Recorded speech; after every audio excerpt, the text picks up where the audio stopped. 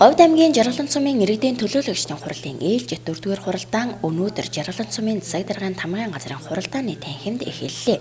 Хуралдаанд Жаргалан сумын иргэдийн төлөөлөгчдийн хурлын 31 төлөөлөгч оролцохоос 28 төлөөлөгч хүрэлцэн ирж 90.3% эрсдэлтэй хуралдаж байна.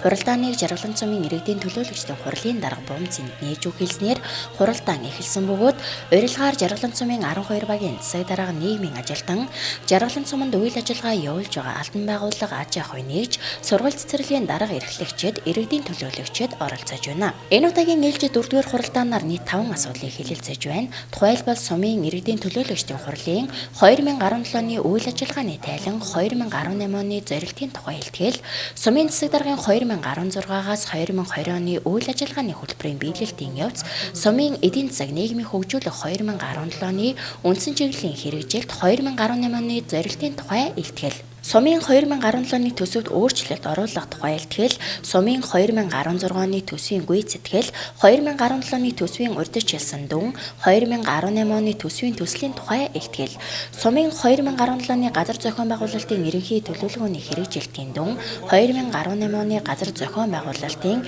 ерөнхий төлөвлөгөөний тухай илтгэлүүдийг тус хэлэлцэн шийдвэрлэх юм.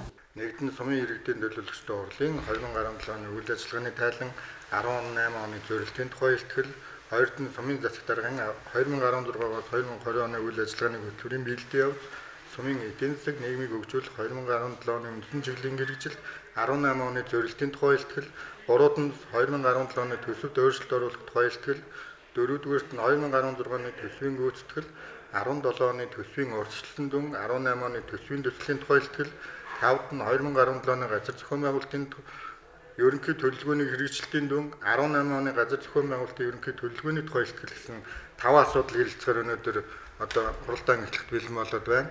Манай хуралдааны бэлтгэл ажил бол үндсэндээ хангалтсан гэж бодож байгаа. 5 дахь, 1 дахь, 2 дахь, 3 дахь гэсэн 4 өдөр хуралдааны хэлэлцүүлгийг зохион байгуулсан байгаа. Өчигдөр бол бүлгүүд хуралдаад нэгдсэн нэг юундаа очсон байх. Өчигдөр бүлгүүдэд цаг гаргаж өдөр гаргаж өгсөн байгаа.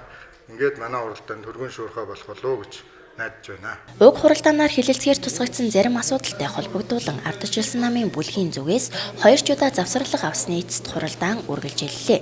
Юутайч Жаргалан сумын иргэдийн төлөөлөгчдийн хурлын ээлжид 4-р хуралдаан 2017 оны 12 дугаар сарын 15-ны өдрөө багтаж дуусах юм.